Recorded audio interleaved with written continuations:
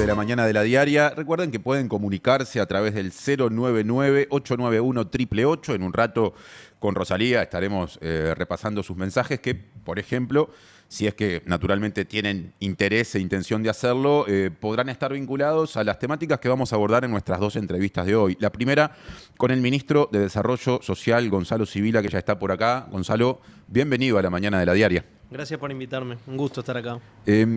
Hay muchísimas cosas que podríamos abordar de la agenda del Ministerio de Desarrollo Social, una agenda que aparte convive con todavía una fase inicial de un gobierno, con todo lo que eso supone en términos de los planes y de cómo hay en el medio normativas, por ejemplo, la futura ley de presupuesto que puede determinar buena parte de lo que se haga.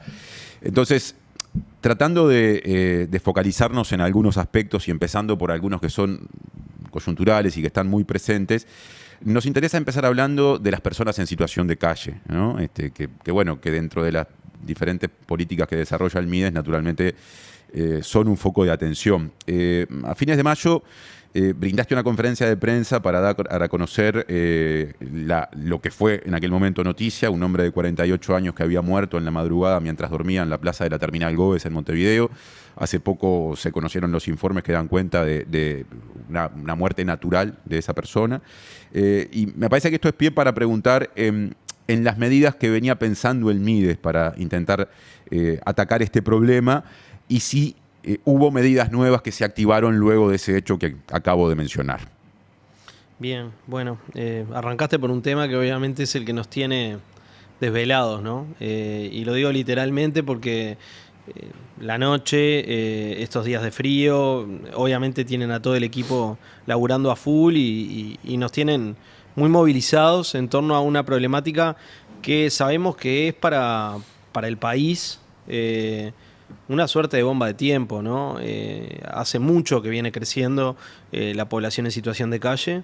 Se han intentado distintas estrategias políticas. Nosotros incluso hemos reconocido públicamente avances en la diversificación de la oferta. Esto que, dicho así, es un poco sofisticado, significa que hay más planes, más programas, más diversidad de propuestas para personas en situación de calle. Hemos reconocido también la ampliación de cupos. Es decir, en esto creo que hay que salirse de una lógica de confrontación entre administraciones para pasar a poner el problema en el centro, pero con todo eso arriba de la mesa, todo lo que podemos reconocer de distintas gestiones que se fueron acumulando, seguimos teniendo un problema enorme y en realidad el problema es cada vez más grande, ¿no? Yo lo he señalado más de una oportunidad y lo vemos en la calle. O sea, uno podría decir, se ha llevado adelante una política que fue exitosa para un cierto sector, que ingresó en determinadas propuestas, pero si el objetivo de la política es que no haya personas viviendo en situación de calle, bueno, eso evidentemente no ha funcionado bien. Entonces ahí va, acá viene la respuesta a tu pregunta. Nosotros nos pusimos a trabajar fuerte desde antes de asumir, en un tema que conocemos además por haber trabajado desde lo social en él desde hace mucho. Y llegamos al ministerio y a la gestión del ministerio con ideas a implementar. Empezamos a conversarlas con distintos actores y eso dio lugar a algunos anuncios que hicimos hace ya algunas semanas de medidas a tomar. Esa hoja de ruta sigue. Lo que pasó el otro día, que obviamente nos conmovió y quisimos además anunciarlo nosotros, no esperar a que alguien nos preguntara si esa persona había fallecido en situación de calle o no, porque después empieza una especie de debate allí de qué es exactamente la situación de calle. Bueno, vos estabas dando el informe ahora de la autopsia también de esta persona, pero quisimos, ponerle la cara al tema, porque nos pareció también que era muy importante decirle a la ciudadanía que necesitamos ayuda. No es ayuda para delegar la responsabilidad del Estado en otros, quiero ser bien claro en esto, ¿no? Es ayuda para la alerta de dónde hay personas en situación de calle, para el seguimiento de las personas, para hacer red. La hoja de ruta que tenemos planteada, en primer lugar, implica por algo que se está ejecutando, que es la ampliación del plan invierno. El plan invierno se hace todos los años. Este año el plan invierno es más grande que cualquier plan invierno anterior. Nos pusimos una meta de 2.085 cupos nocturnos, es agregarle al sistema casi 1.000 cupos más de los que tiene habitualmente en refugios nocturnos y de contingencia. O sea que se venía de algo más de 1.000 cupos en el año anterior, digamos. Permanentes de nocturnos y contingencia. Además hay muchas otras propuestas, 24 horas, de cuidados para personas en calle, salud mental, madres con niños, niñas y adolescentes, etc. Pero de nocturnos y contingencia 1.100 eso es lo permanente, pasamos a 2.100 prácticamente y diría que ya estamos superando ese número porque vemos el crecimiento de la demanda y además estamos haciendo esfuerzos de lo que se llama captación técnicamente, o sea, ir a buscar que las personas se acerquen a las propuestas de protección social. Estamos haciendo esfuerzos fuertes y cuando uno hace esfuerzos fuertes también tiene más gente que está demandando cupo o que necesita un cupo, entonces venimos ampliando para que no nos quede nadie afuera, ¿no? Acá hay una primera medida. Después tenemos una serie de iniciativas que se van a empezar a ejecutar en la segunda quincena de junio. Esto tiene que ver con la disponibilidad de recursos para ejecutarlas porque implican un refuerzo presupuestal que lo tuvimos que conversar a la interna del gobierno, etcétera. Bueno, esas medidas a partir de la segunda quincena de junio tienen algunos componentes de innovación, no refundación, como se ha dicho por ahí.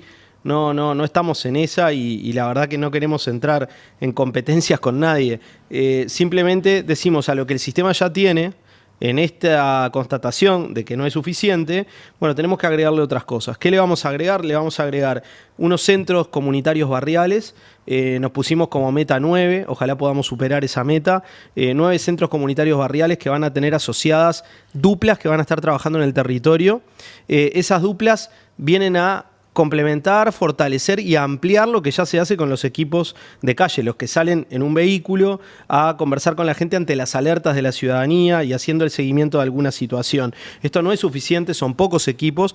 Nosotros queremos multiplicar la presencia en territorio y tenemos como meta un mínimo de 100 personas trillando el territorio de Montevideo en diálogo con las personas que están en calle. A ver si entendí bien, esos centros comunitarios barriales tendrán a 2 personas trabajando con la población que acceda a ese espacio, digamos. A más, porque vos vas a tener adentro del centro comunitario, vas a tener técnicos sociales, vas a tener agentes comunitarios, que es una figura que estamos implementando, que son referentes del barrio, de la comunidad, personas que pasaron por la situación de calle también, que van a estar trabajando allí, un auxiliar de enfermería, un coordinador del centro. Eso va a estar en el centro, pero además vas a tener por cada uno de estos centros varias duplas que van a estar saliendo al territorio. En total es un equipo bastante más grande. La cantidad de duplas va a variar según el territorio, las necesidades y también la capacidad de acogida que tenga ese centro, ¿no? ¿Dónde van a estar los centros? Esos centros van a estar ubicados en distintos barrios de Montevideo. Obviamente tenemos que priorizar algunos barrios donde la situación es más intensa en términos de cantidad de personas en calle. La zona del municipio B, por llamar de alguna manera, o sea, Centro, Ciudad Vieja, Tres Cruces, Cordón. Bueno, toda esa zona es una zona que requiere una atención particular, pero también la zona del municipio C de Montevideo, donde hay también muchas personas en calle, El Reducto, Arroyo Seco, Bellavista, bueno, por allí también. Estamos trabajando en algunas propuestas más hacia la periferia de la ciudad, porque allí no hay propuestas, a veces ni siquiera hay refugios en algunos barrios, y es importante que pueda haber también espacios de acogida, porque hay personas en situación de calle. Esta situación se ha ido generalizando a la ciudad. Vamos a arrancar por Montevideo porque es donde tenemos un problema más grave, no solamente en cantidad de gente en calle, sino en algo que se produce, que creo que debería ser reconocido por todos, que es que el sistema de ingreso a los refugios es un sistema que genera expulsión. ¿Por qué? ¿No? ¿Por qué? Porque las personas tienen que ir a hacer una cola a la puerta del refugio, si no tienen permanencia en el refugio, que algunos lo tienen, pero los que están en situaciones más complicadas generalmente no tienen permanencia o la han perdido, tienen que ir a la puerta del refugio a hacer una cola para que se les permita acceder. Allí se hace un relevamiento de todas las personas, se ingresa a través de un sistema informático las personas que están pidiendo cupo, a determinada hora de la noche se hace un corte sobre la disponibilidad y se les asignan cupos a las personas. Después se hace un segundo corte para los que quedaron sin cupo en la primera vuelta o que llegaron después, ¿no? Eso en lo que deriva es que las personas están muchas horas esperando en la puerta. También esto genera problemas de convivencia en el barrio. Bueno, hemos recibido muchos planteos de ese tipo, pero es tiempo que nosotros consideramos perdido a los efectos de poder trabajar con las personas que están en esta situación. No es una espera acompañada, digamos, ¿no? Y además muchas veces se le termina dando cupo a la persona en la otra punta de la ciudad. porque es donde queda un cupo libre. ¿Y cómo se resuelve esa situación de traslado? Y se resuelve en el mejor de los casos dándole la plata para el boleto a la persona. En el mejor de los casos. En el mejor de los casos, porque a veces eso no sucede. Hemos dicho, bueno, está esta posibilidad, a veces sucede, sabemos que a veces no sucede. Nosotros tenemos convenios con organizaciones de la sociedad civil que son las que gestionan todo este sistema. Hay experiencias de distinto tipo y también a veces los equipos, dada la demanda, tienen posibilidades de respuesta y recursos que no son suficientes para abordar toda esa situación, ¿no? Entonces, de repente un cupo en la otra punta de la ciudad. A veces también la plata para el boleto no es solución porque es muy tarde en la noche, porque el centro al que se tiene que ir no está en un lugar donde haya demasiadas posibilidades de transporte o porque la persona también desiste en el camino. Muchas de estas personas no tienen una voluntad de fierro para decir me voy a quedar acá hasta que llegue el momento en que me den el cupo, ¿no? Entonces eso también va generando una ineficiencia en el sistema y un problema para las personas. Entonces, perdón, ¿es una locura sí. pensar en un sistema de traslados con vehículos del propio ministerio? Bueno, ahí va. Acá viene la propuesta esta que yo te mencioné. O sea, el origen de la propuesta es la detección de este problema, de dos problemas. De este que te acabo de mencionar y de una necesidad de un trabajo más activo de búsqueda de vínculo de las personas con las propuestas de protección social.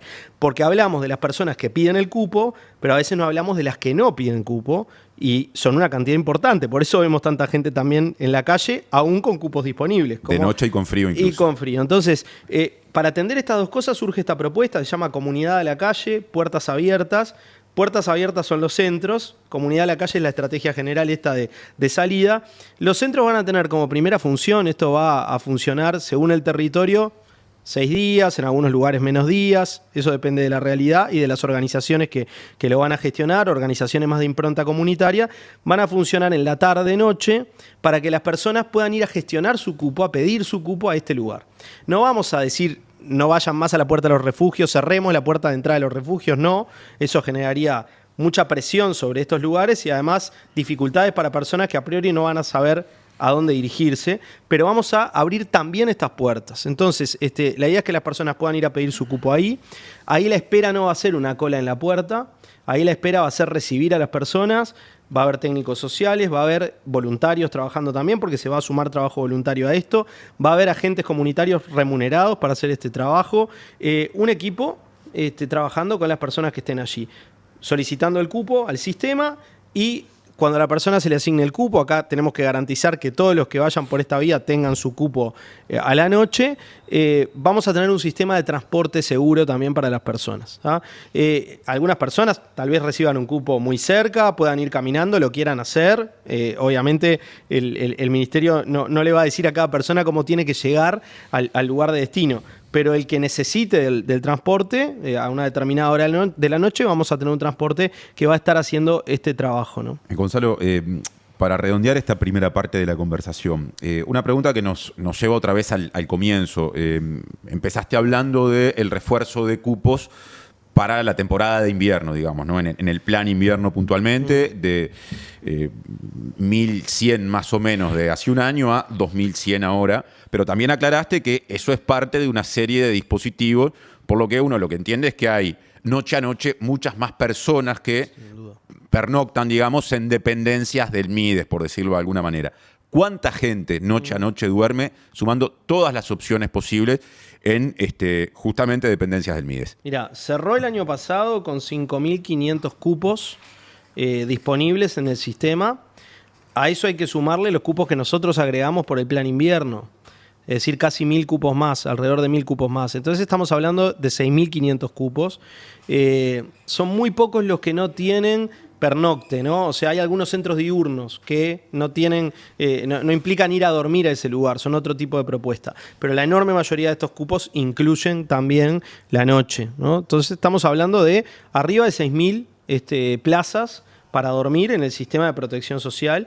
Muchas de estas son 24 horas, eso es un avance porque teníamos un sistema que estaba centrado casi que exclusivamente en los nocturnos, eso se fue transformando, nosotros lo reconocemos y queremos continuar. Ahora nos sucede que acabamos de asumir, llegó el invierno y como todas las administraciones hicieron, tenemos que poner un foco en que en el invierno las personas que no están participando de estos dispositivos de 24 horas tengan acceso por lo menos a un cupo nocturno. Además, estamos agregando estas otras propuestas. Capaz lo dijiste, perdón, y se me Sí. escapó. ¿Cuántos cupos hay a nivel de cobertura 24 horas? A nivel de cobertura 24 horas hay distintos tipos de cupos que están clasificados, o sea que te diría que si tenés 1.100 cupos nocturnos permanentes, a los que se le suman los 1.000 del plan invierno, bueno, tenés que descontarle eso a los 6.000 cupos totales. Lo demás es oferta de 24 horas, o sea, alrededor de 4.000. Bien, ahí me parece que hay dos formas de medir.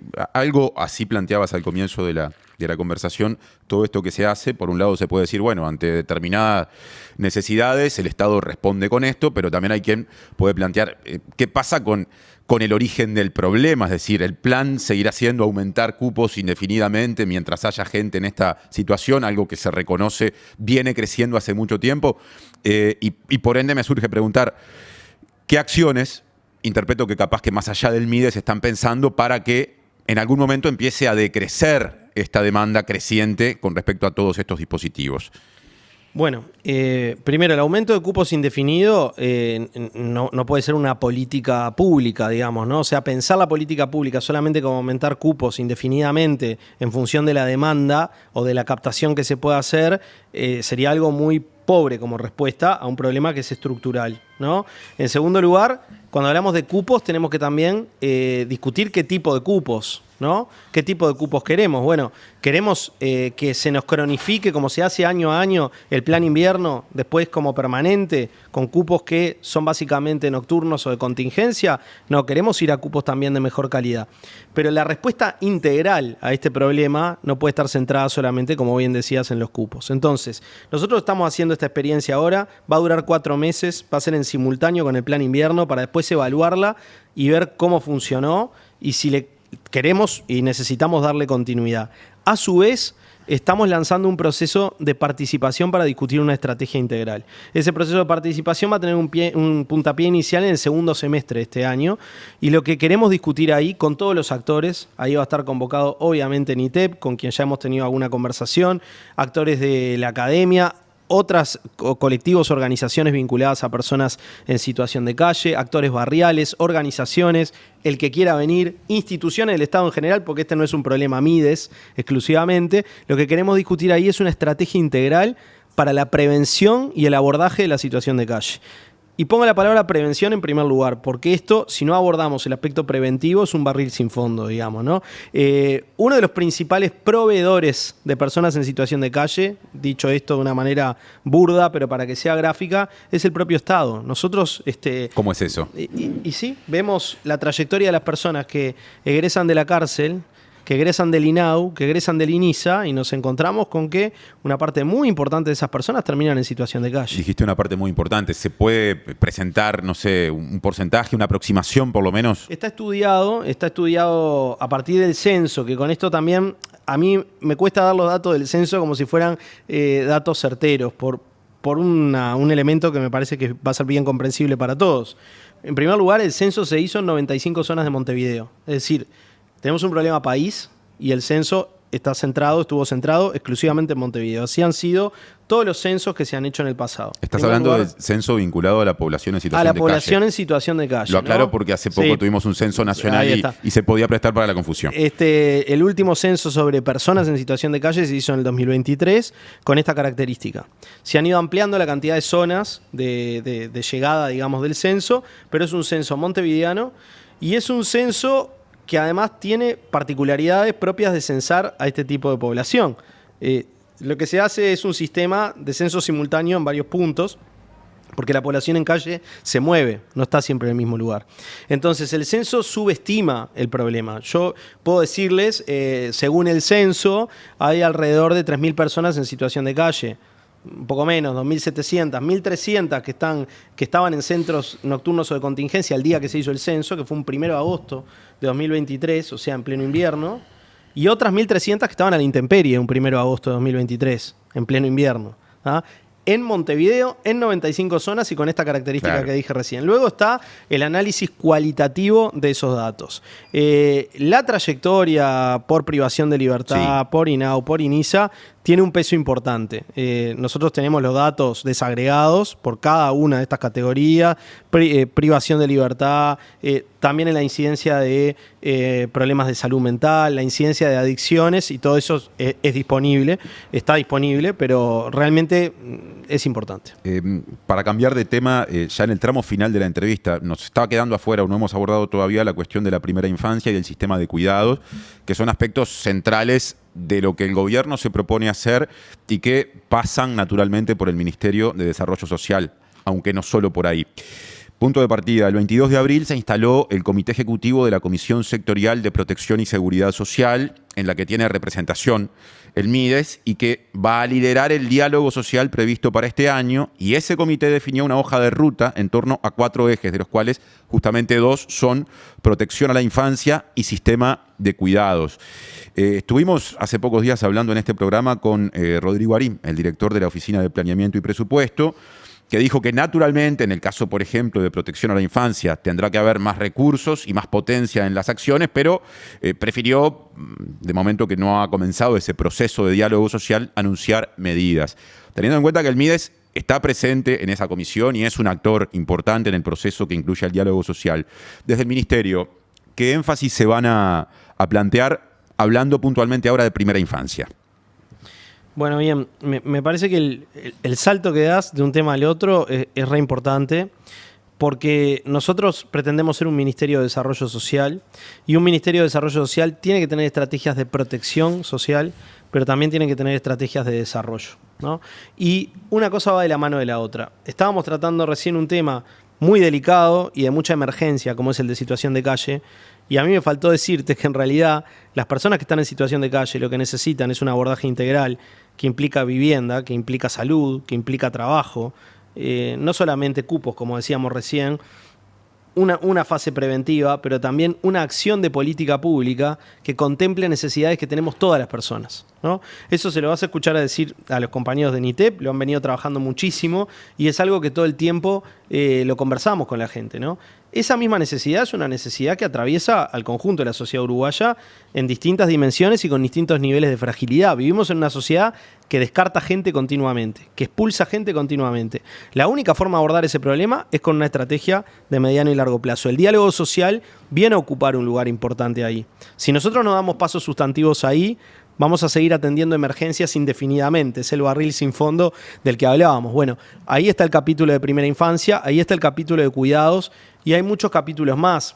El Uruguay necesita, esto tiene que ver también con el diálogo social, porque están los componentes de seguridad social en el debate, mejores remuneraciones, un sistema de protección social en un sentido integral mucho más sólido. Voy a primera infancia. En primera infancia hay una prioridad que es de todo el gobierno, también es del país, ¿no? O sea, hemos escuchado actores de todos los pelos diciendo hay que priorizar la primera infancia. Hay una especie de consenso, da la impresión por lo menos. Pareciera, ¿no? En realidad venimos hablando de la infantilización de la pobreza en Uruguay desde hace décadas. Yo el otro día recordaba unos estudios de Juan Pablo Terra, hay que rastrear, son décadas de ríos de tinta escritos sobre la infantilización de la pobreza en Uruguay, igual que sobre la feminización de la pobreza, y la respuesta... no estoy diciendo con esto que no se haya hecho nada, se hicieron muchas cosas, está muy lejos de los objetivos que nos hemos planteado como país. Bueno, esta es una oportunidad más. Yo creo que en los temas de primera infancia hay que, obviamente, integrar a la discusión la política de transferencias, que es importante. Las transferencias monetarias tienen un impacto importante sobre la situación de los hogares donde viven niños, niñas y adolescentes.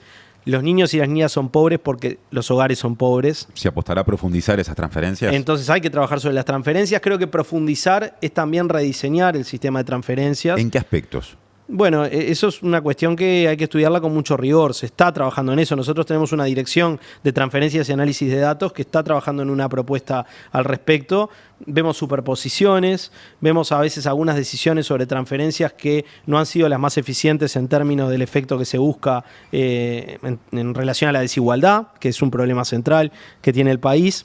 Pero además las transferencias tienen que ir acompañadas de otro tipo de estrategia de política pública. Si las transferencias quedan solas, transferencias que además en general en los países periféricos como el nuestro son transferencias limitadas en su capacidad de impacto, ese gasto en parte se licúa, ¿no? Entonces nosotros necesitamos acompañar las transferencias de una estrategia integral que implica, entre otras cosas, fortalecer las capacidades de la comunidad. Cuando decimos esto, a veces se plantea como que estuviéramos contraponiendo la acción del Estado con la acción de la comunidad. Y no, son las dos cosas juntas. El Estado, entre otras cosas la política de transferencias, tiene que ser una política estatal, y una comunidad fortalecida en su capacidad colectiva para que los barrios donde las personas viven, los lugares donde las personas habitamos, sean lugares que nos permitan también desarrollar una vida digna. ¿Y cómo ¿no? se contribuye desde la política pública a ese fortalecimiento de lo comunitario? Bueno, creo que de varias maneras. Una es ahondando los procesos de participación, y que los procesos de participación sean reales. La gente con su voz pueda incidir respecto a lo que se hace con los recursos, con las decisiones de política pública. Es un proceso que no es de un día al otro, que es complejo, sobre todo cuando tenés emergencias que atender y tenés que tomar decisiones, pero hay que hacerlo, hay que transitarlo.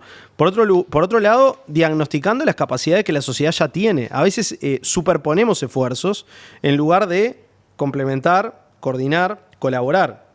Si hay actores sociales haciendo cosas y haciendo cosas que están cambiando la vida concreta de las personas, el Estado no puede ni rivalizar con esos actores sociales, ni entrar en una pelea que a veces tiende hasta la criminalización, como hemos visto en algunos casos, ¿no? ¿Entendés que ocurrió eso, sobre todo en el gobierno anterior? Bueno, yo siento que, por ejemplo, con las ollas populares hubo un discurso que difundieron varios actores del gobierno, que básicamente era estos delincuentes que se llevan los recursos o los insumos, ¿no? Y la verdad es que hemos visto un montón de gente haciendo esfuerzos para sostener realidades muy duras en sus barrios. Lo siguen haciendo.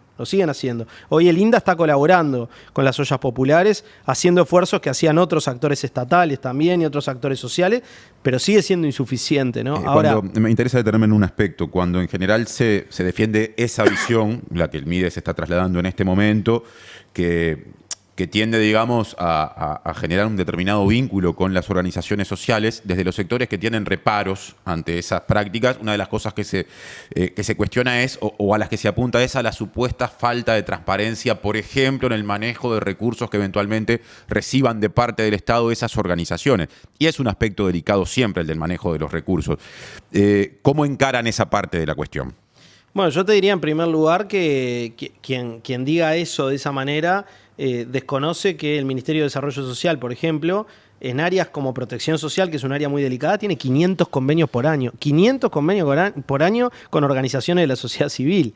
Y eso es transferencia de recursos a organizaciones que gestionan proyectos. Entonces, si lo único que puede ser transparente es lo que gestiona el Estado directamente, estamos en el horno, y esto atraviesa a todos los gobiernos, ¿no? La transparencia hay que garantizarla con un control adecuado de los recursos, ni que hablar, y además evitando que cualquier mecanismo que se genere de articulación con la sociedad civil pueda tener visos de discrecionalidad. Eso es lo que hay que evitar, hay que trabajar mucho para eso, y hay que trabajar mucho para eso en la administración pública también, en otras decisiones que se toman. Ahora, los esfuerzos de la sociedad civil, el mapa vivo de actores de la sociedad civil que están trabajando en los territorios, tiene que estar contemplado en cualquier estrategia de política pública. También en relación a la primera infancia, donde desde hace muchísimo tiempo hay actores sociales que gestionan proyectos vinculados a primera infancia. Pienso en el proyecto CAIF, por ejemplo, que es un proyecto que tiene muchos años en el Uruguay, que no lo inventó el Frente Amplio, digamos, y ahí hay un montón de actores sociales haciendo cosas. Entonces, a mí me parece delicado que nosotros le confiemos a la sociedad civil la gestión de proyectos que el Estado diseña, y cuando llega el momento de discutir qué hacer en los territorios, pensemos que lo podemos decidir desde un escritorio, ¿no? No, este trabajo tiene que ser un trabajo mancomunado. ¿Hay que tomar decisiones de emergencia? Sí, nosotros estamos ahora en los primeros 3 meses de gobierno. Evidentemente que teníamos que tomar decisiones, y esas decisiones no pueden esperar un proceso participativo largo. Mientras tanto, necesitamos un modelo de gestión territorial, que lo estamos trabajando también a nivel del Ministerio con actores sociales, que nos permita un abordaje del territorio mucho más integral, y donde los actores sociales sean parte decidida de la construcción de ese entramado. Lo son en la realidad, tienen que ser reconocidos así por el Estado. Esto tiene que ser parte de la discusión sobre primera infancia, también tiene que ser parte de la discusión sobre cuidados. Bueno, yo quería ir a ese punto, porque es otro de los ejes que estará presente en el diálogo social, y pasa naturalmente por el Ministerio de Desarrollo Social.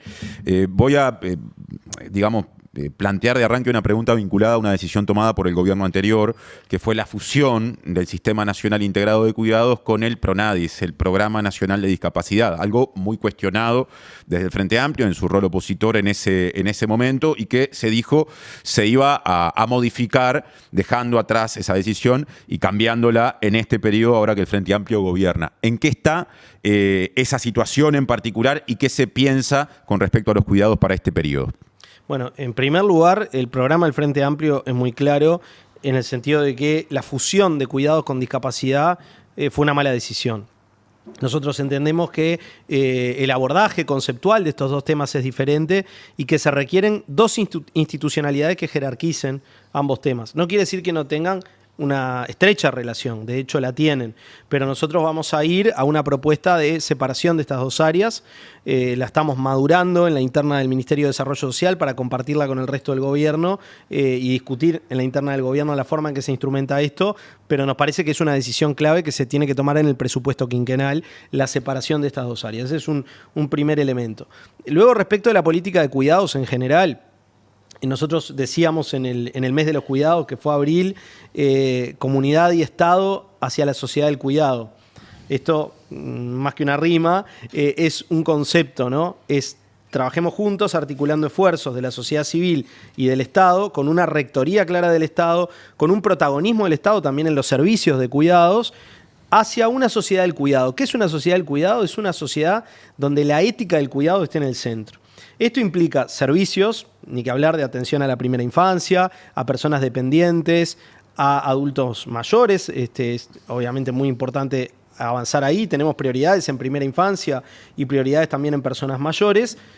Ni que hablar servicios también vinculados a discapacidad y cuidados en situación de discapacidad.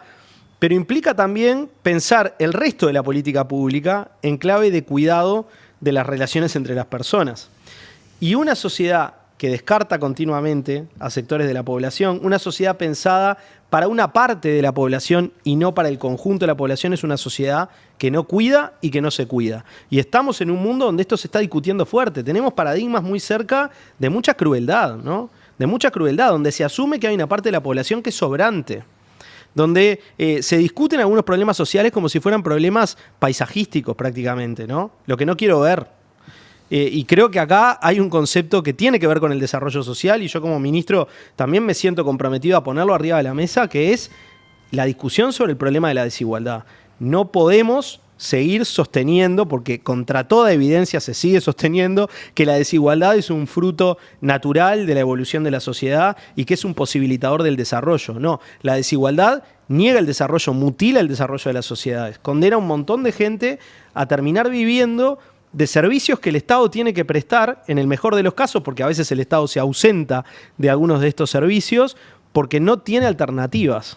Y las alternativas las tenemos que construir pensando en una política de cuidados de largo plazo, pensando en una política de primera infancia a largo plazo, pensando también en una mejora de los ingresos de los trabajadores y las trabajadoras en Uruguay, pensando en construir una sociedad donde el centro sea la dignidad de las personas, la solidaridad como clave de las relaciones sociales y no la competencia y el aplastamiento del otro. Este es un debate que me parece crucial. Para cerrar la entrevista y con respecto a cuidados, recuerdo que en el anterior gobierno del Frente Amplio, periodo 2015-2020, al que el Frente Amplio llegó estableciendo que el desarrollo del Sistema Nacional Integrado de Cuidados iba a ser una prioridad, se presentó a poco de asumido el gobierno una discusión interna a nivel del Frente Amplio y del gobierno, en aquel momento encabezado por el expresidente Tabaré Vázquez, porque finalmente los recursos que se aportaron no fueron los que inicialmente se había dicho que iban a estar a disposición en función de la situación fiscal del país. Bueno, hoy se sigue hablando de una situación fiscal complicada. El gobierno continuamente cita cifras asociadas a deudas que no fueron canceladas en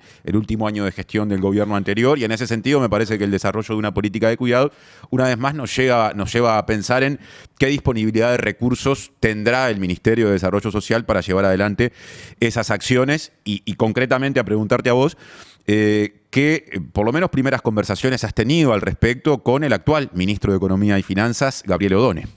Bueno, hemos conversado en varias oportunidades con Gabriel y hemos tenido otras conversaciones a la interna del gobierno sobre estos temas.